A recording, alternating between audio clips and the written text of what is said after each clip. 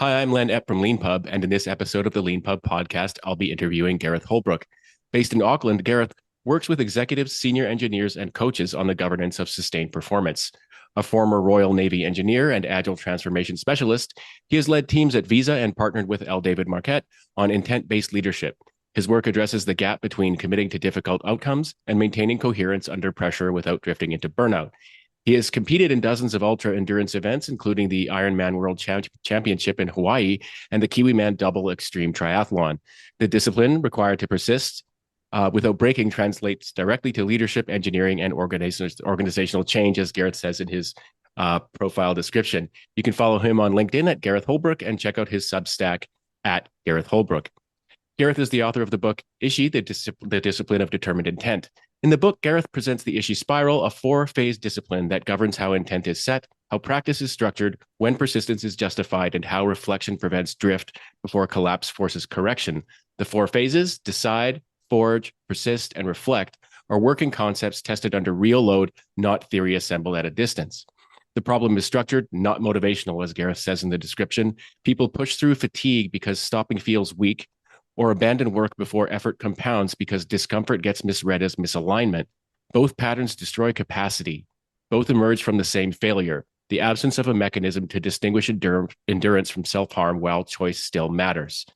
In this interview, we're going to talk about Gareth's background and career and his interests and his book. And at the end, we'll talk a little bit about his experience as a writer, and in particular, perhaps along the way the book itself was written in accordance with what it presents to you as the reader. So thank you very much, Gareth, for being on the Leanpub podcast.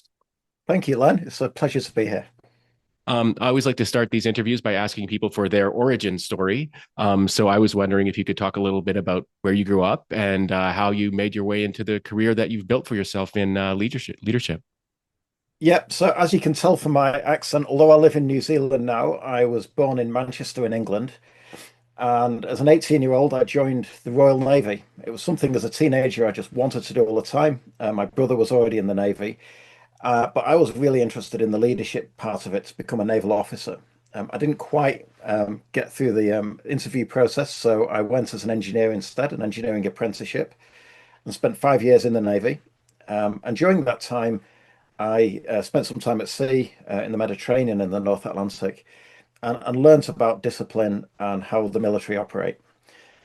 Leaving the Navy because of redundancy in '94, I then got into manufacturing, ended up working at Sony, which was alongside really my fascination with Japanese philosophy. I'd practiced karate as a teenager, and working at Sony, firstly, it kind of popped the bubble because I thought it was going to be a high performance area of excellence. But we know that Sony was at its pinnacle in the 1990s, and it's kind of tailed off since then. Gillian spoke about the silo effect and Sony in particular, and I experienced it firsthand. So I was a little bit disappointed, but I did learn about Japanese management, how Japanese manufacturing works, and I'd studied Toyota.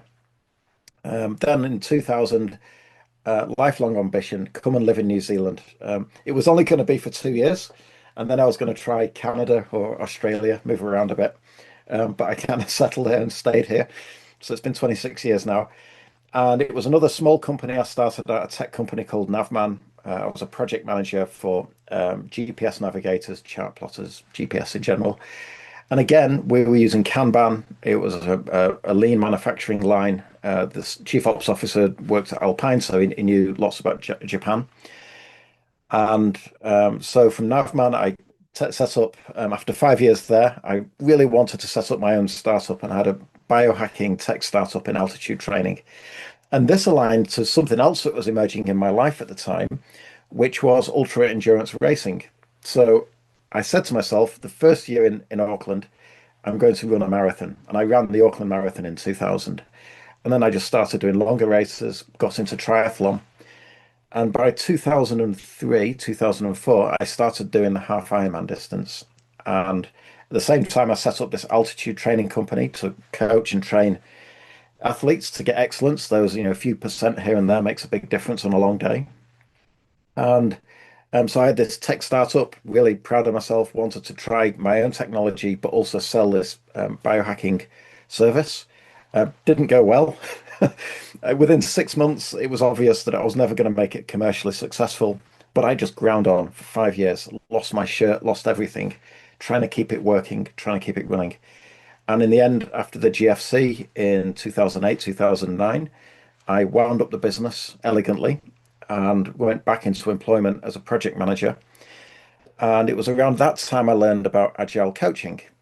So I started working with software companies in agile coaching and read about Scrum. And this made perfect sense to me because Scrum is based on Nonaka and Takeuchi and Japanese model of working.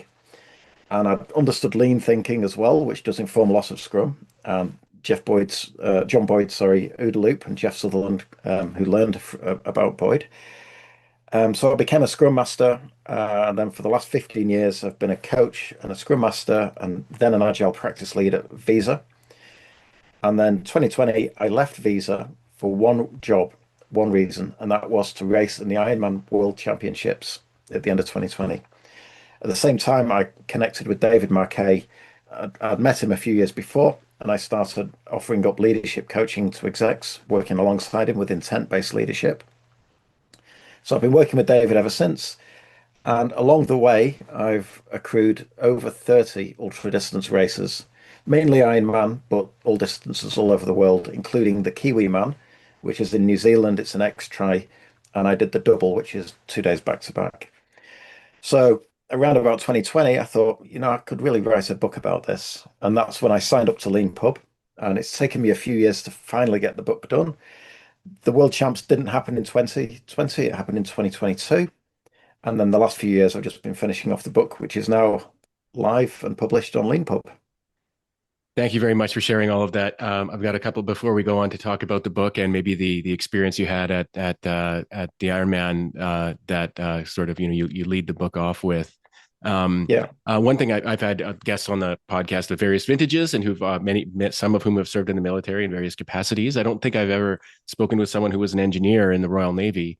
What was it like on what did you do in a typical day? If you can sort of like narrow it down to a soundbite as an engineer. So, weapons engineer. So you have all the weapons systems. I was an apprentice when I was at sea. And basically, they wanted me to go around every department because the next time I'd be at sea, I would have been a petty officer on board a submarine. But I needed to know how the radars work, the sonar, the gunnery systems, all of the sensors. And I specialized in electronic warfare, communications and electronic warfare. So the SATCOMs, the sneaky, spooky stuff. And so what on a daily basis, like I served off the coast of the Adriatic, off the coast of Yugoslavia during that war, and I just happened that month to be on the close weapons system. So I was every day we'd have to strip down the guns, re-grease them, test fire them, check them again, and reassemble them. But a lot of the time it was just scheduled maintenance, watch keeping as a junior rate. But had I gone back to sea, I would have led a department. So they were training me to be able to be the expert in a single weapon system. Probably on a submarine, that would have been the comms and the periscope. And were you like, just for color, were you like sleeping in bunks like one might see in the movies if one's never been on like a kind of real kind of Navy ship like I haven't? Yeah, so I did spend a week on board HMS Splendid, which was a hunter-killer submarine. They didn't have any beds. Right. So we hot bunk. So at any one time, half the crew on watch and the other half were sleeping, and we rotate around 6 hours, 6 hours. And so we hot bed, so we share the same bed. That's why it's hot bed. But for me, they didn't have a bed because they only had a crew of 150, I think it was 130. So they had little bunks that were between the torpedo launchers. And so I slept between the torpedoes. It was very cramped. I'm not exceptionally tall. I'm only 6 feet. But even so, I was having to duck through the gangways and careful not to knock my head. So it's a short man's service. It's not a tall person's service.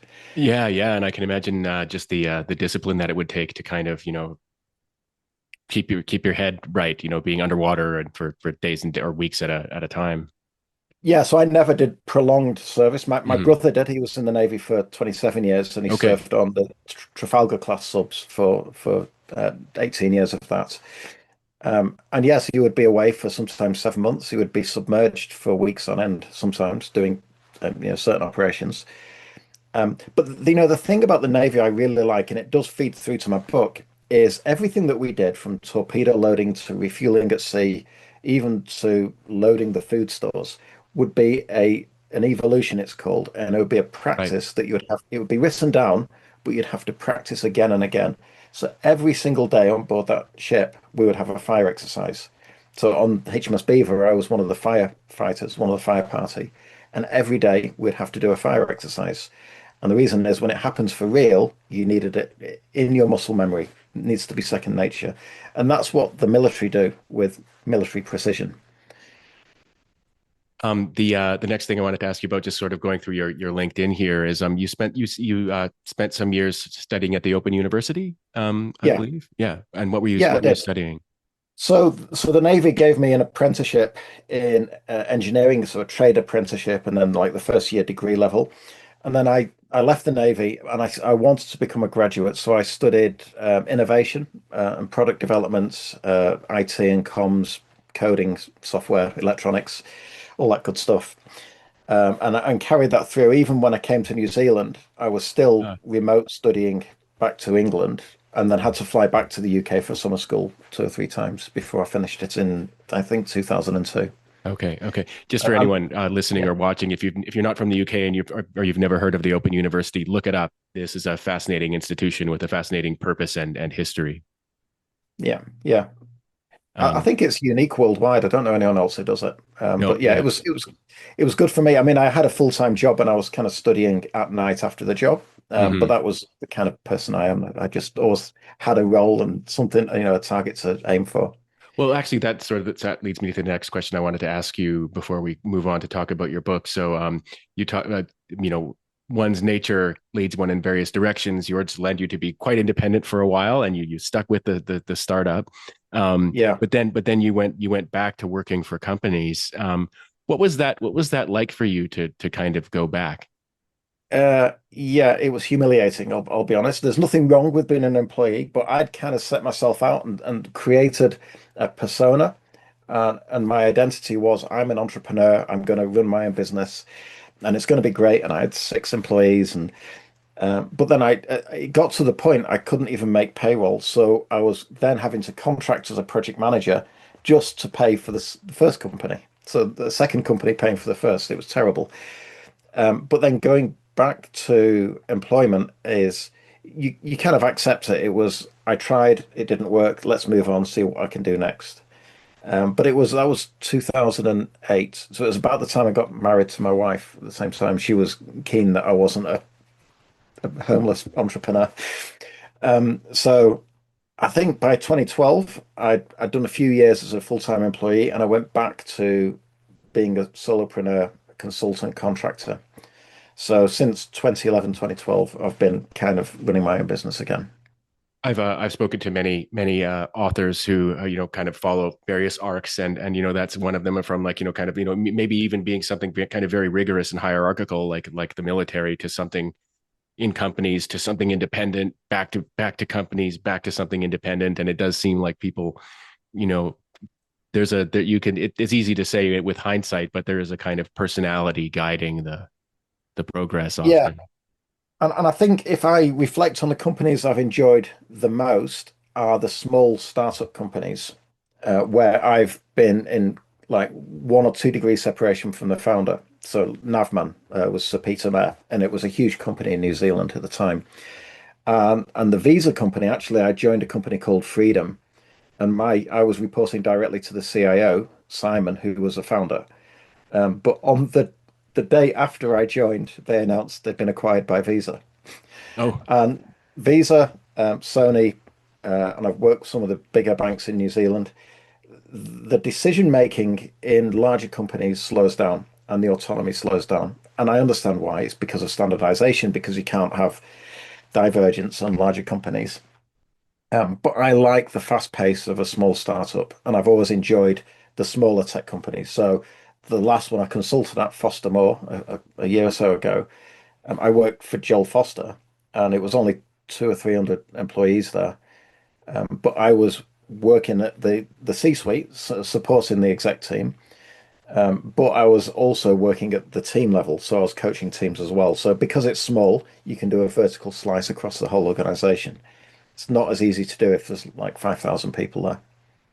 Definitely, definitely, definitely. And and so then you told the story that you moved into kind of independent consulting and things like that, and combined with your sort of growing experience with Ironman racing. And so the book begins with a story about you collapsing near the end Yeah, of a race. yeah, Very movingly told. And I was wondering if you could, yeah, just take a few minutes to tell that story and why it's so important that it sort of became the kind of opening part of the book.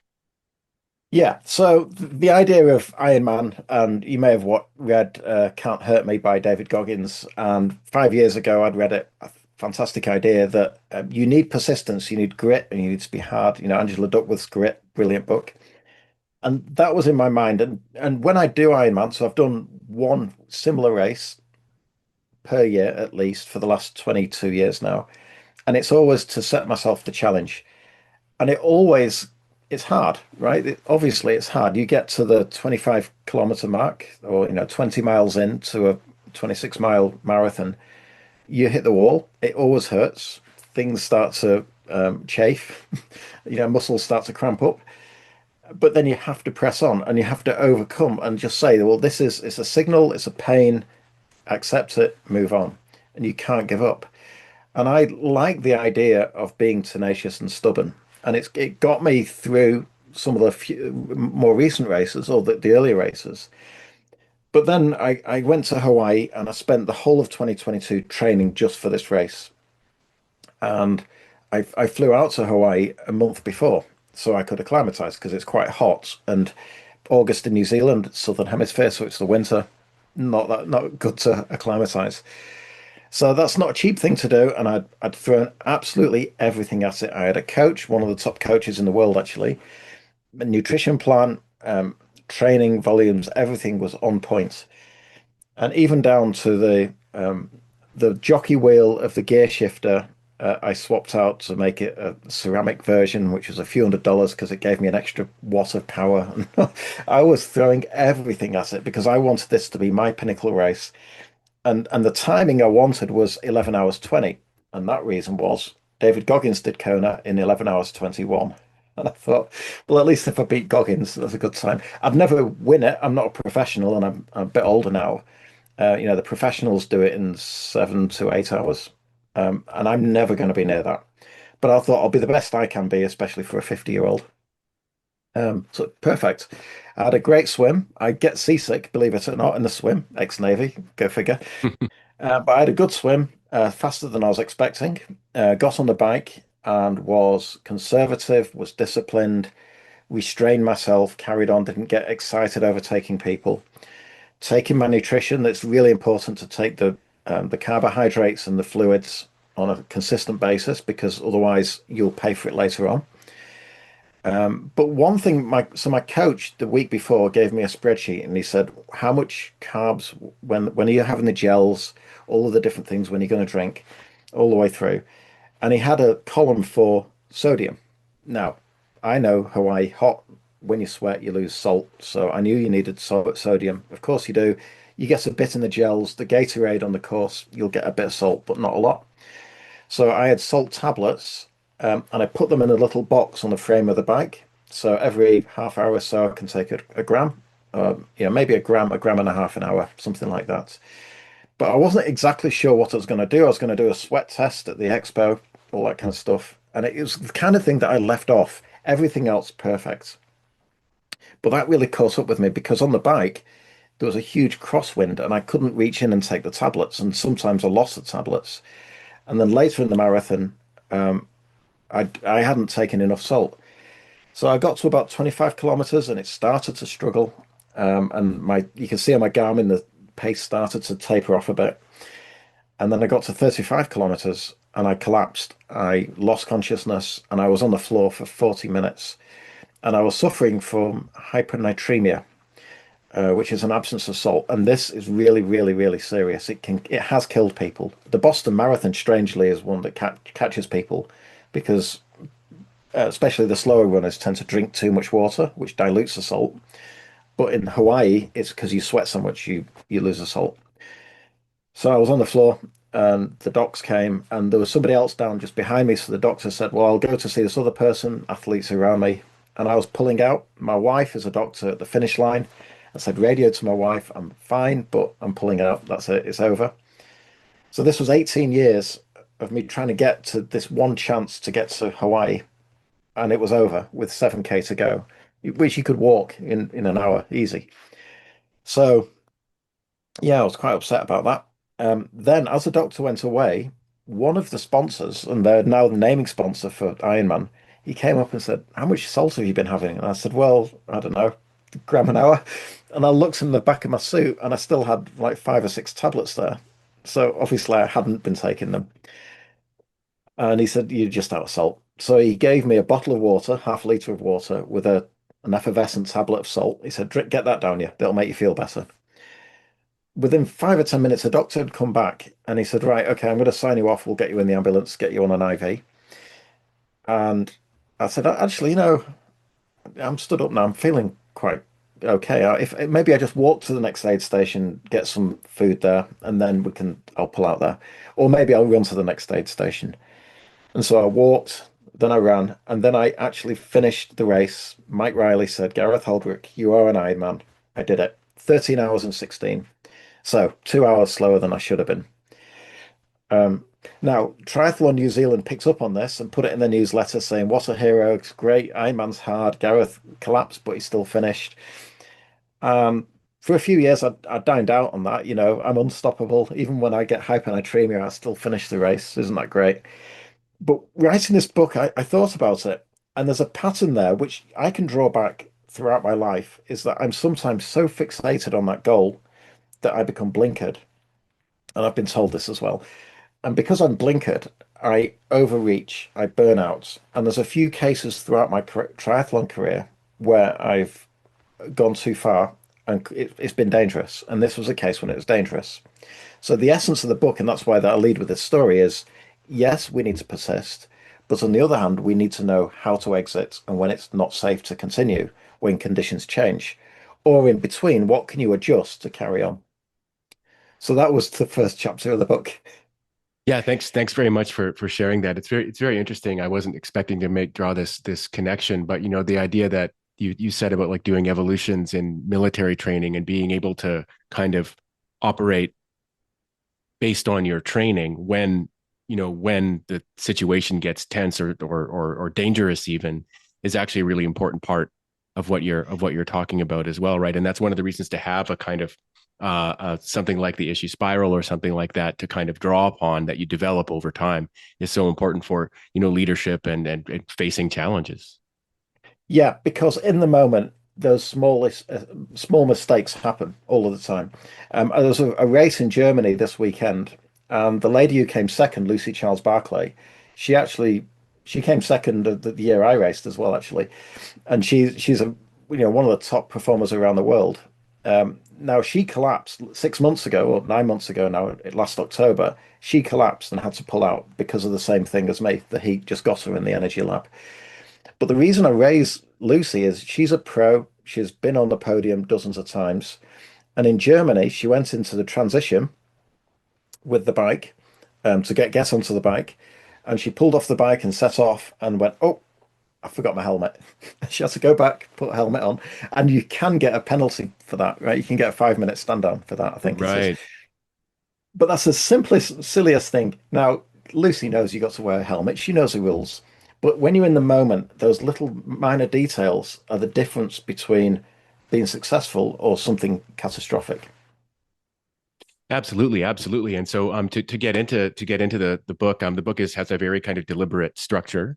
And so I was wondering if you could talk, well, first we'll talk about part one and then we'll talk about part two, and then we'll get to the issue spiral. So just for people listening, Yeah. we will be getting there in just a couple of minutes, but the structure is very deliberate. And part one is called Intent Under Pressure. And can you talk a little bit about what that is? Yeah. So I believe that one of the challenges that we have is we may have a desire or a goal, and we say, for example, it's New Year's Day, I'm going to lose weight this year, or I'm going to go to the gym. And we know that the from Strava, the data shows that the second Friday of January, there's a cliff edge when people stop going to the gym. So we all have good intentions, and this isn't a judge of character, it's an observation of environments. What happens is we get overwhelmed with competing demands for our time. We also sometimes don't make conscious decisions. So I guess very few people make a conscious decision to doom scroll for 2 hours, yet we all get sucked into it. And that's because algorithms, habit, peer pressure, social norms, all of these things cause us to follow action which isn't intentional. So I think the failure of intentionality and the problem that we're facing is how we govern ourselves. If we're going to make a decision, we're saying yes to something, we therefore necessarily have to say no to other things. And that's what to decide means, to discern, to cut. So when I say I'm going to do the Ironman, I know that means I'm not going to have as much of a social life. I'm going to do fewer hours at work, so I'm not going to earn as much, but I am going to do an Ironman. So that's the balance. And I think that's a challenge that we don't often make a conscious decision of what we really, really want to do. That leads me to ask a question that this is just based on experiences that I've had in my life. But so you can make that decision, you can be conscious about it, and you can be able to explain it clearly and have people around you who just can't accept it. Yeah. Which is when you talk about, I won't have as much time for work, you left work to train, things like that. I mean, I found, an example, let's take something like you want to change your life. You decide I'm going to start working out and I'm going to start eating in a healthy way. Yeah. And we often, that not going to the gym after 2 weeks thing is, is a very, popular story. Everyone knows it. Lots of gyms make lots of money off that. But one thing I've discovered or found in my life is that often the biggest obstacle is the people closest to you, because they don't want you to change. And they haven't made that decision. They haven't made that cut in their life. And often they'll be, and then like it can take various forms that we're all familiar with, right? Like, oh, why don't you just treat yourself and not go to the gym today? And it's like, well, Yeah. if you've made that decision, that's not treating yourself is going to the gym and doing it. Treating yourself Yeah. is following your new nutritional scheme, and so do you have any advice about that? I mean, having done something so intense, like the Yeah. Ironman and like you did, do you have any advice for people who run into that Yeah. pressure? Yeah. It's you choose the people around you, and you become the average of those around you. There is some evidence, I can't cite it, but there is research that if all of your social group tend to be overweight, you're more likely to be overweight. And yes, when I first came to New Zealand, I was flatting with a group of other 20 somethings, early 30s. It was like friends. And they were all party animals and they were going out all the time. And I would go for a drink with them now and again, but sometimes I'd say, well, I'm doing a marathon the following week, the following morning. And they would actually sneer at me a bit and say, oh, he's a bit of an achiever. And I'll say, well, actually, yeah, I'm not, I'm doing my Open University degree at night. I'm doing the marathon in the morning. I'm not going on out on town with you. So there is that peer pressure, and I had to be who I am, right? You don't become popular by doing this, and it actually goes against your nature to not conform with the people around you. So choose the people around you is the thing I would say. If you pick a group of people who are runners, you will tend to become a runner. And it's happening for me this week. So my coach, I'm a health coach, and my coach Grant and Louise. They are doing a 5 day fast this week. They do it every year. And Grant has just written a book, Choose Your Hard. And I did a book swap with That's a him great last week. title.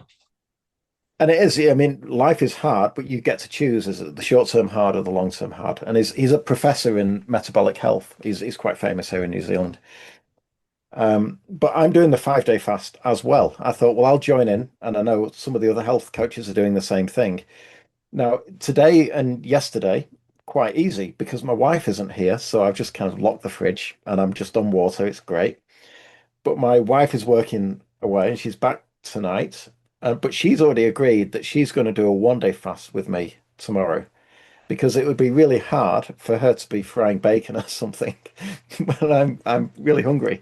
Hmm. So so that's the point is you have to and James Clear talks about this. You create the systems that then create the habits. Habits are systems. So you create a decision architecture that the least friction path is what you want to do. So I will have if I'm going to go for a swim or a run in the morning, I will have my running gear or my swim bag ready. So when I get out of bed, I'm just good to go, no friction. But yeah, that's one of the challenges we face is that the world and the environment gets in our way. Yeah, and which and of course can include the people, and you need to have people who you don't need to explain yourself to or justify yourself to. If you've made this decision, hopefully you can do it just once, maybe twice, and be convincing enough. But Yeah. it's interesting that often, yeah, we talk about our habits and routines and productivity, and don't think about the people around us so much. So the second part is governing intent. The second part of the book. Can you talk a little bit about that idea? Yeah. And this is going to lead to a future book I'm writing on organizational intent, but for personal mastery. This is just personal mastery. So you've made the decision. I'm going to go to the gym, or I'm going to fast, or I'm going to do an Ironman, or anything. It could, learn the guitar. But then when you made that decision, you need to govern your future self. So what are you going to do when it gets hard? What's the deliberate practice, firstly, that you're going to take yourself on this journey? What's the first move, that bias to action, that activation energy? And then when you're in that zone of persisting, when it gets hard and it's tough, and deliberate practice isn't easy, it's frustrating. Curiosity is one example of that. Is what are you going to say to yourself, and how are you going to mentally manage that? Because when you're in the middle of it, that's the worst time for you to make that decision.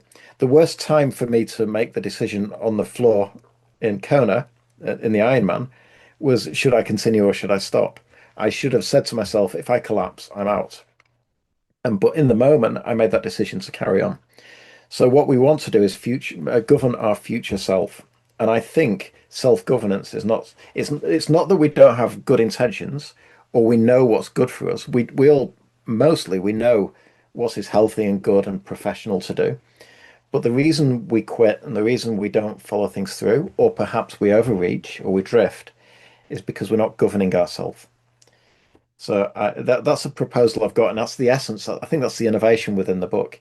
I use the metaphor of the central governor model by Tim Right. Noakes, which is that the mind will switch off the body before the body becomes dangerous. And so you need to moderate what that central governor does. And how do you suggest someone go about, say, they take on a project like, they're going to learn a martial art or something like that? Just to pick a specific example, if they were then sort of going through the governing intent kind of planning process, Yeah. what scenarios would they put themselves through? What would they do? Do they have a journal, things like that? Yeah. So writing it down, journaling, really, really important. And I've got a thing here, which is my idea. It's called an Ishi card. And you can see that I wrote that Yes. on Monday, and Yeah. that's fast for 5 days. Yeah. Okay. the, Okay. the very practice of writing down what your intent is and then saying what your first move is and what you're going to govern when you need to persist, and then also trigger mechanisms for you to exit, to abort, or what you're going to do when Yes. you know it's uncomfortable. What are your strategies to persist? But also, finally, ask your future self the question that your future self will ask you. Right? That's a Yeah. lot to No. think Yeah. about. So you preempt the questions at the end, because if you ask the questions at the end, they're going to be biased by the outcome.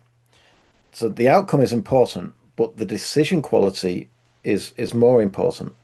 And so it's called resulting. That a good outcome doesn't necessarily mean it was a good decision, and vice versa.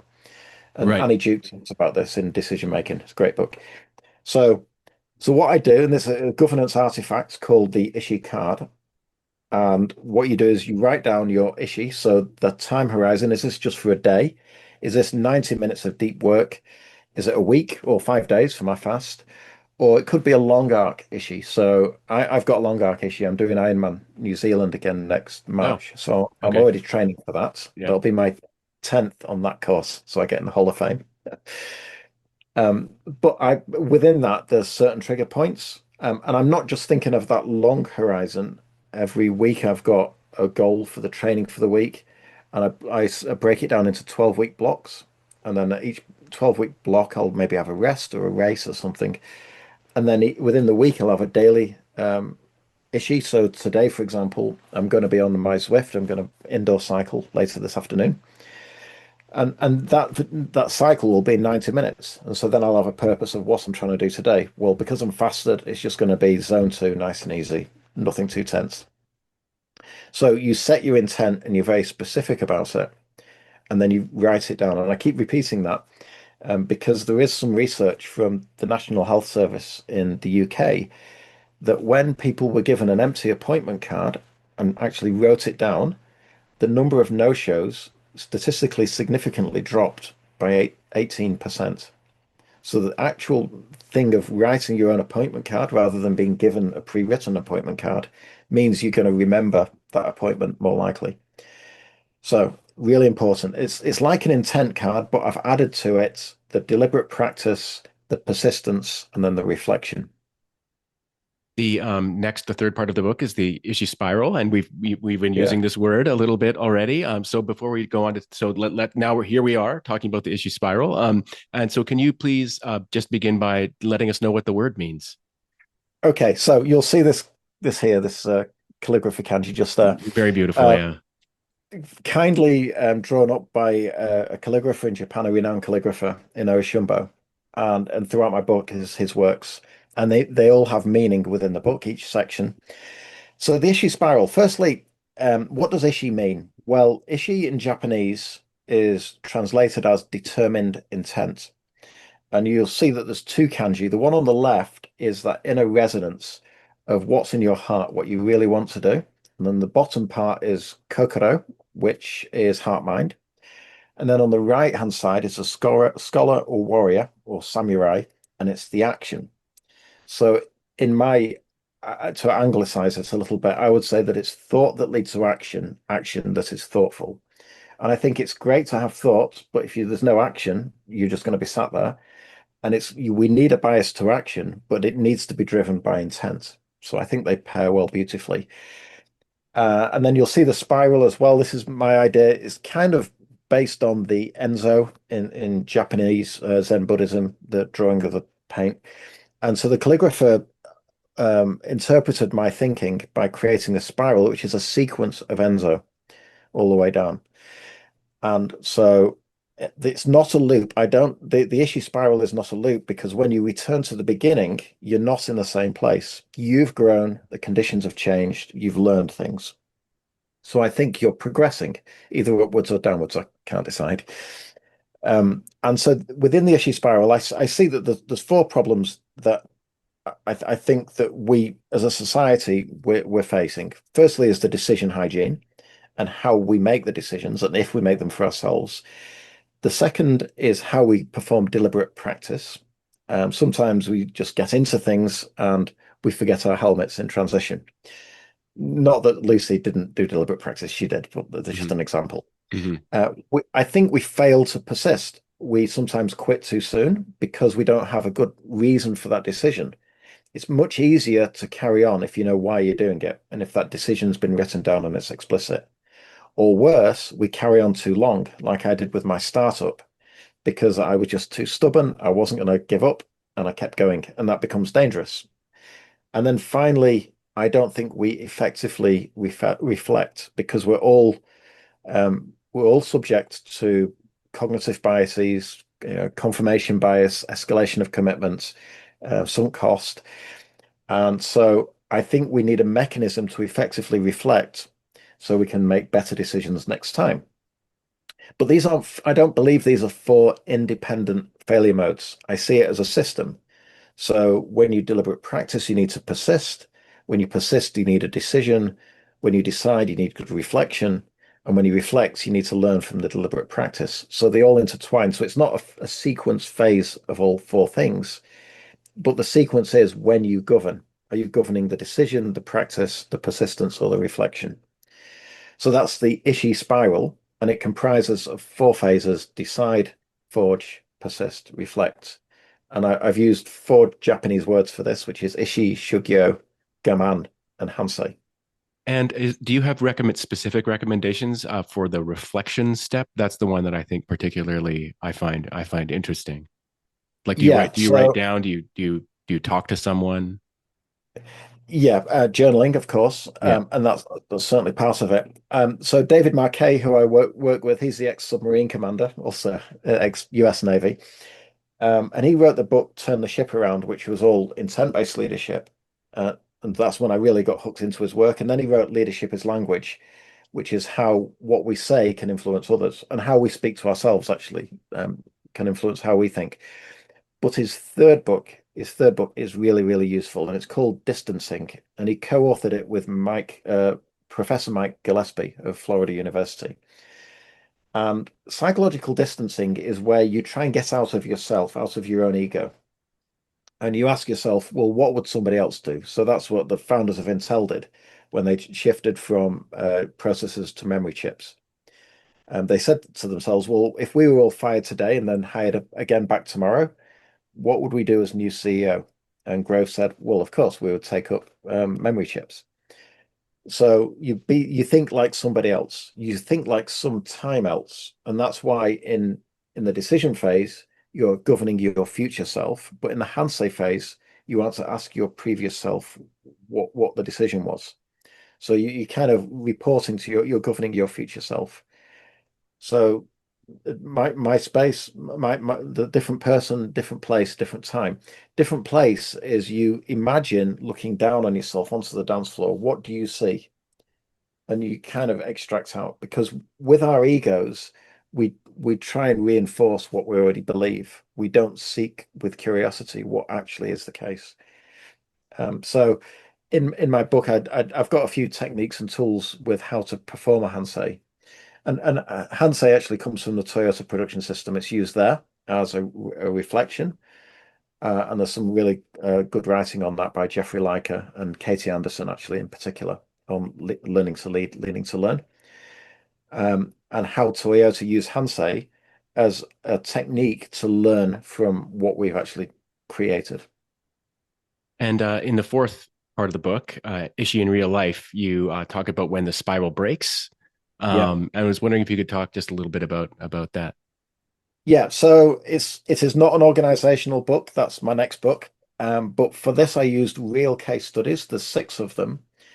And what I wanted to do, because in when there's an organizational failure, you can then sometimes victories we don't know the cause, but whenever there's a failure, we can always find out what the cause was. And so I looked at six different cases. So American Apparel. So Ryan Holiday talks about that, where Dov Cheney, the CEO, basically just burned himself out. He was available to his team 24/7 around the world, and he made poor decisions because he was ultimately burning out. Kodak, great performance, great quality systems, but they didn't reflect and they didn't refine their decisions, so they carried on down one path. Um, and then Bonza Aviation, that's an Australian company who went out too fast without the deliberate practice, and they were bankrupt within a year or two. And then two naval stories. HMS Artemis, which in the UK submarine service, we learn about this, was a sub that sank in 1971, just before I was born.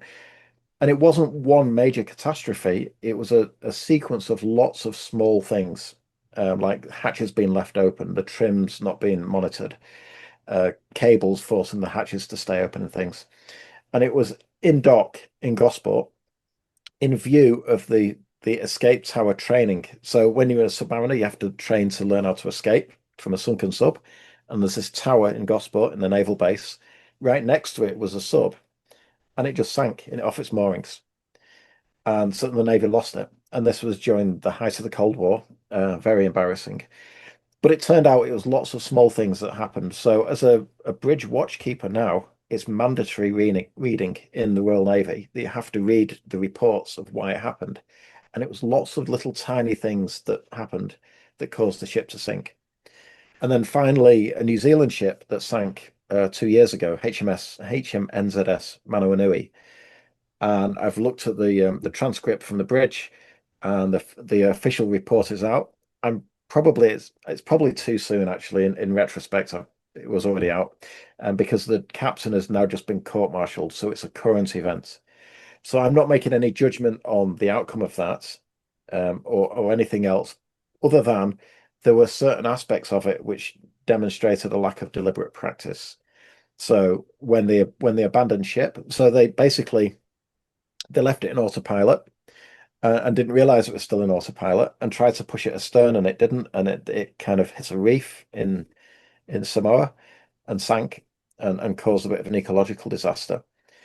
But then through the transcripts is you could see things like the life rafts. Nobody knew how to tie the right tow and tie the life rafts. It's a minor detail again. When the ship's sinking, that's not the time to learn about those things.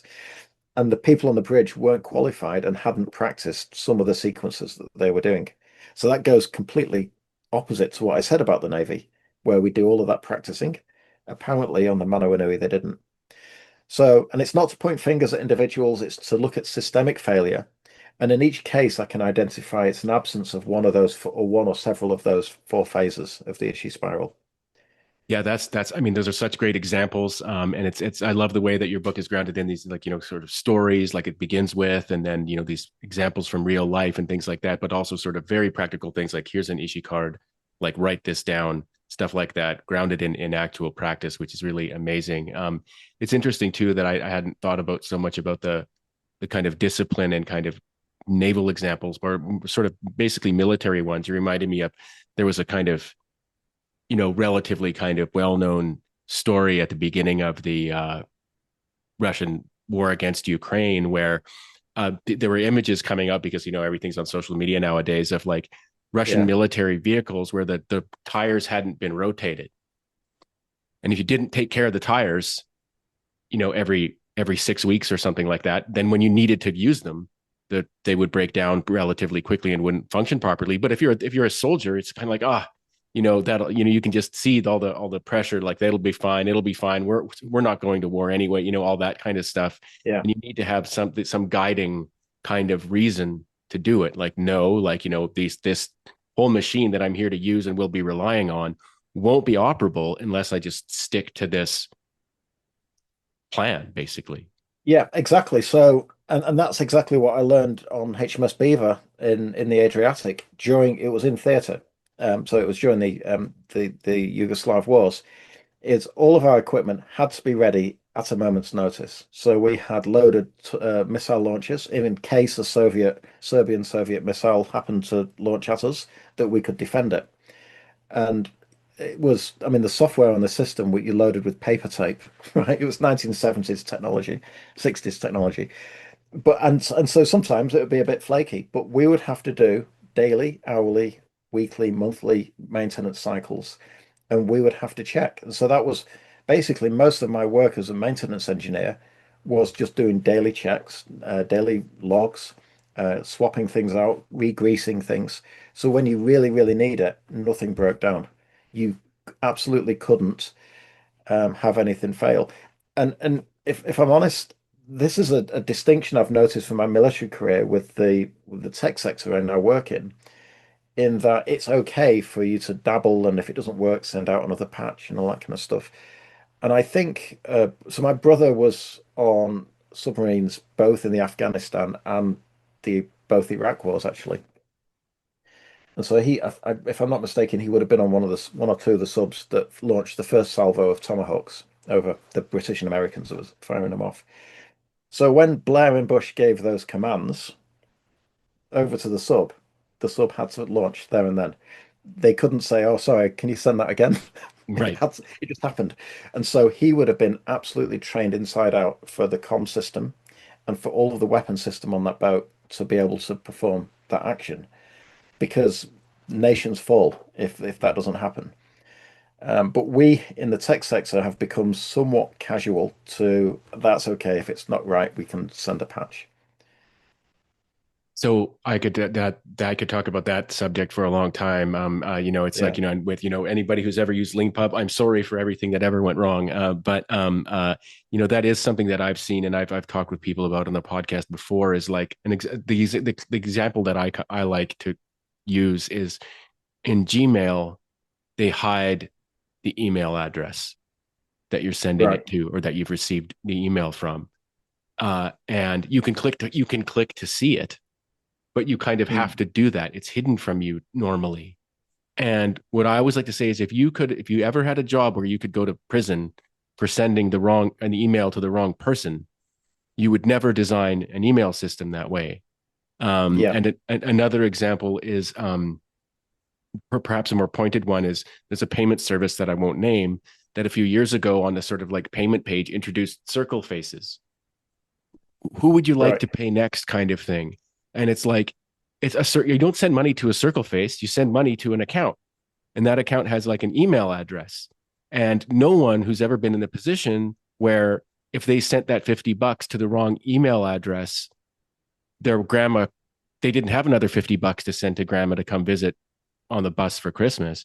Nobody who'd ever been in that situation would have ever designed a payment system based on like delight, you know, Yeah, or fun. And there's definitely something in that, and I won't be the first person to have complained about this, but you can definitely see the kind of backgrounds of the people in the tech sector in the products that they design, not an original or observation, but it's 100% the case that yeah, if everybody's come from an upper middle class background and gone to Stanford and then, gone straight from there to a kind of six-figure salary, that background is going to be baked into the way they design things. yeah, yeah. And it's not a criticism of the people, No, absolutely. no, I fully agree, and it's a challenge we face because we obviously the flip side is you don't want kind of military development cycles, no, right? no, 19th century actually, no, software. no, So no, there's exactly. Yeah, obviously a trade. There is yeah, a trade-off, yeah. but I would like to, and this is what I've tried to do in New Zealand, is with the tech companies I've consulted at, is tend towards more discipline and more deliberate practice. Not because I'm an authoritarian, but because I know if you can't attend to the small things, then the big things start to unravel. Yeah. There's a balancing act. It's not polarity. Mhm. But I think we if we're not careful, we will drift towards the she'll be right kind of attitude. And I just want to encourage the industry not to do that as much. Yeah, yeah, definitely, definitely. The so going from weapons and war to books. In the last part of the interview, I always like to ask Yeah, authors about their writing process and stuff like that. And you wrote to me before the interview saying that the book itself was an example of an issue, and yeah. that your approach to it was structured, and probably the book changed based on your experience, right? What you plan to do changed on your experience writing it. So, what was your approach to writing the book? So yeah, it all started about 10 years ago. I was an agile coach. I started talking, I was delivering training courses, so I love being on stage. And I started talking at meetups, and somebody said, "Well, you probably have a book with your Ironman world and your agile world.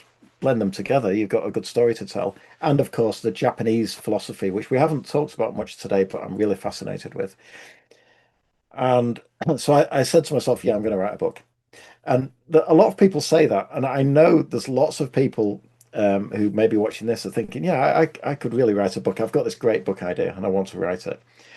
And so that was I left Visa at the end of 2019, and I thought, well, I'll start the book in 2020, then I'll do the Ironman in the end of 20, then I'll have it published in 21 or something like that. But then COVID happened and everything was disrupted. And it took me a few years, but I had that commitment, and I would tell anybody, yes, I'm writing a book. It's going to be on Ironman, and I've got these other books as well. And I think I've got something to say. And it's because I just want to do it. That was the first thing. I set myself an issue, an intent. One day I'll write a book. And 2 years ago, or 2 to 3 years ago, I started to feel a bit ashamed that I keep telling these people I'm going to write a book. Where is it? Kind of thing. And so some people say don't talk about it, just do it. I think Ryan Holiday says that, be the stoic, just do it, don't talk about it. But I think there's also merit in what I do is I will declare. publicly, I'm going to do this race. I'm going to do a double Kiwi man or whatever, because then I'm committed to it. It's part of my identity. It's in me. So I remember, so I left Visa at Christmas 2019, and in January 2020, I said, right, okay, let's get into this. And I logged into Leanpub. I'd heard about Leanpub probably 5 years prior, and immediately I thought, this is great. This is incremental and iterative. Get out what you've got, force yourself to repeat and go through the practice. And it's a low friction, low barrier to entry to become a published author. So I knew I wanted to publish on Leanpub. And so 2020, I signed up to it, started with gusto, then things changed. And I was writing articles. I think it was 2021. It was. I promised myself in 2021 I would write 1,000 words a day and publish Ah, it in blogs, on the Tri Club, on LinkedIn, everywhere. Just a mm-hmm, thousand words a day. Any old crap, doesn't matter, just write it. mm-hmm. And I did quite well. Got to the Kiwi Man double in 2021, got into a big engagement that kind of tailed off. But I was still quite prolific writing articles on LinkedIn. And then about a year ago, because I was working with David Marquet, I was just finding that he seems to land speaking gigs. And when I was on a stage with David, we could fill a room together. It was great. But then when I would say, hey, I want to talk about intent-based leadership, I'm over in Sydney, no one would turn up. So so I thought, well, it's not me. I kind of know, well, it is me actually. It's not David. It's because he's the author and he's got a great story to tell. And I enjoy talking about it as well. So I spoke to the CEO of this company, Intent-Based Leadership International, a year ago and said, that's it. What I need to do is just get this book finished. So I dropped a client. I had a cybersecurity client last year. I said, look, I'm going to wrap this up. I was racing last year and I pulled one big race. I still did the World Champs in Sydney, which was a week that I kind of did the race, but it wasn't really a serious race. It was a week in a camper van with a laptop, just churning out the words. So that was in October, and that's when I finished the first cut of the manuscript. Um, but I'd set myself, I'm going to get this book done and dusted because now I've got the book. It gives me the opportunity to, frankly, to do things like this. I love talking about it. I don't know if you can tell, Oh, sure. and go on stage, talk about it, share these ideas because when you're with a client, they don't have time for you to sit down and say, hey, now here's the theory, that's the book reference, this is what I've tried. Why don't we try this? They just kind of fix it for me. So this is what I really, really want to do. So my wife was really supportive. She said, okay, there's not much work going on in New Zealand. Sit down and write your book. So that's kind of what I've done for the last 12 months, starting with daily on LinkedIn, just posting Kaizen of the day, just a little small improvement. And that's now turned into a book of 100 Kaizens, which I've recently published on Leanpub. And the next version's out later this week. Then it's off to the editor and then it'll be paperback. And also my main book, which is Issue the Discipline of Determined Intent, which I launched on Leanpub on the 6th of January, 2026. That happens to be the second Friday in January, Quitter's Day. So that's why I launched it. And then there's a third book, which is the Ishi Guide, which is a 24-page Ishi explanation of the Ishi spiral, which is an appendix in the main book. But I got that out late December. So, and that was a great learning journey for me. So I had to persist with the writing. I did little and often every day. I set myself a target every morning. I would post the Kaizen of the day, 8 a.m. New Zealand time, 500 words, just nice and easy, and then just prolifically write. So that's that deliberate practice. Get better by through the practice and get the feedback, and persist, and then gain feedback. So then this is where I think Lean Pub is a publisher's issue spiral. So you make the decision to do it little and often. I then got into the cycle earlier this year of every few weeks updating the book Ah, every 2 weeks. Now the feedback from some of the people saying that's great, but every time I started the book, you'd change it. yeah. So I've learned that now. So for future books, I'm not going to be quite as prolific. But what it taught me was I struggled. So I started with your older UI. I think you Mm, refreshed it December last year. right. So I I'm not unbeknownst to me, I published the day before you went down for 2 days. Yeah. So I thought, phew, at least I got it in before Christmas. Um, but learning how to use Scrivener, how to export the markdown files, how there's some adjustments you need to make. I had a problem with latex and kanji symbols in PDF files, and I actually used AI a lot to support me in this. And I was by myself, and I just learned. I taught myself, but having I'm I'm publishing this Friday, one way or another, meant for the first time in my life, well, at least since the Open University, I would sit at my desk 8 hours, deep work, and focus on getting the book published. So I really enjoyed the process of having Leanpub be my self-imposed target that this week I'm going to version zero point 0.9 is going to be out, and it succeeded all the way through to end of March, and now it's ISBN, it's fully published, it's got David Marquet's forward, and it's there. So and my Kaizen of the day is the next book off the rank, and then Ishi for businesses, and it's probably 5 or 10 books. This is what I'm going to do now for the next few years. Yeah, well, thank you very much for sharing that great story. My apologies. That, well, I mean, I'm glad you got it done just before we launched our big V3 launch in December. But yeah, that was I'm sorry that it was right around that time that happened. But uh, It's timing. No need to apologize, mate. okay, yeah, but that is such a great story, and it is definitely true that one of the things we try and say about like the kind of you can publish books on Leanpub that are completely finished. You can do it however you like, but one of the things about being able to update a book and publishing it in progress is that you can there's this motivation to do the next one and the next one and the next one, and if you have readers, they love it, like, oh, there's a new issue out, there's a new version out, with a new chapter Yeah. or changes and stuff like that. People will sometimes, it takes a little getting used to that, like it's not just additive. Something I read in the past might actually change as well, but people do typically get used to that over time. So the last question I always have, if the guest is a Leanpub author on the podcast, is uh, if there was any magical feature we could build for you that you could ask us to build for you, or if there was anything that had you, other than our big redesign launch, shaking your fist at Leanpub, going, "Damn you, Leanpub! Why does this cause me so much pain? Why can't you fix this?" That you could ask us to fix. Is there anything that you can think of that you would ask us to do? That's put me on the spot. Yeah, So sometimes. I'll because I'm selling books now, I've started to have online payment platforms, and I'm Uh, setting up a website and all that kind of stuff. And that's yeah. all new to me. But I'll name names. So I use Grok, ChatGPT, and Claude. Claude is my main platform of choice, and ChatGPT kind of prompts Claude. And Claude has an MCP into Stripe. So I don't know. I struggle with setting up Stripe, and Eventbrite is terrible. If they've got an MCP, I'm going to find out. But now I just go to Claude and say, okay, give me a QR code for selling the book in Singapore dollars. That's my next thing because I'm speaking in Singapore in a few weeks, Okay. and it will just do it for me. I think that there is a benefit to being able to pop the bonnet and have a look underneath.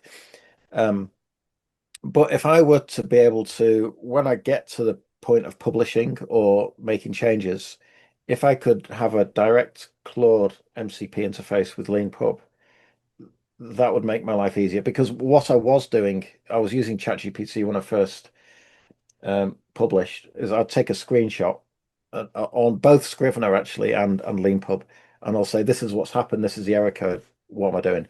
And it would say, oh, you check this or select that.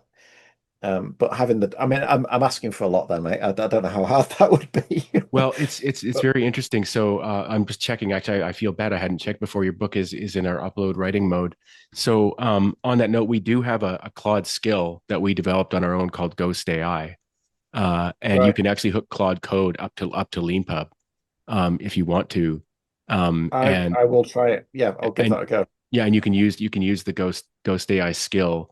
We've done a couple of kind of we're getting into doing what we call events, kind of grandly Leanpub events, and we've done a couple with Peter talking about Ghost AI and this Ghost AI skill. It's very cool. If you choose our browser writing, you can use it in different writing modes. But if you Yeah, if you create a book in our browser writing mode, in the browser editor at the top right, you'll see a little ghost icon, and if you click yeah, on that, if you click on that, then you can sort of start unlocking the tools that you do have to buy some AI credits because it costs money and stuff like that. But Yeah. hopefully it's worth a try. And yeah, so we're definitely thinking about, not specifically what you said, like hooking up a Claude MCP to Leanpub in some specific way. Maybe we'll do that. But we are 100% interested in that kind of thing, Yeah. particularly, for example, if I can be writing my book on Leanpub and my Ghost AI skill can like know all my files, all my research files on my computer, if it can know all of my Yeah. pictures, stuff Yeah. like that. So we're definitely 100% behind that kind of thing.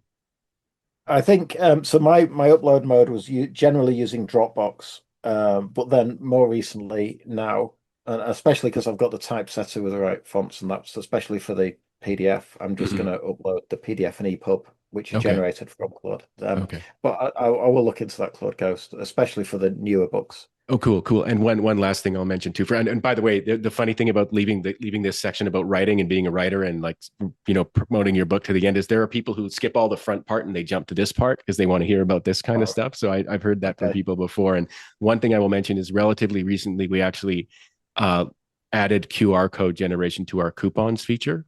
So if you create a coupon on Leanpub for your book, like a discount coupon link, you can actually just create a QR code. You can get a QR code Oh, right from there. So those are like kind of, yeah, it's funny. There's some people who are like, oh, QR codes. They're very useful. By the way.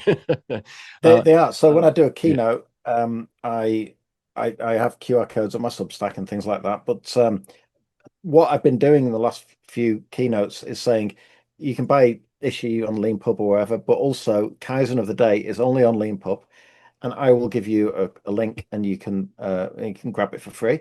But if there's a QR code, and you'll see all the phones go up straight away and people start scanning it. Yes, So people yeah, love it. It's so fun, and yeah, and that's why we added it to the discount coupon as well. Like you got to get a picture now, get your discount for the book. So it's very cool. So, Gareth, thank you very much for taking the time to do this really fun podcast episode with me today. The book is Ishi, The Discipline of Determined Intent. Hopefully, we'll do another one of these or maybe some more launch videos and get to talk a little bit more Japanese philosophy in the future. But I think we covered some really good ground here, and I was really glad to talk to you about this really great book today. thank you, Len. I really appreciate it. Cheers.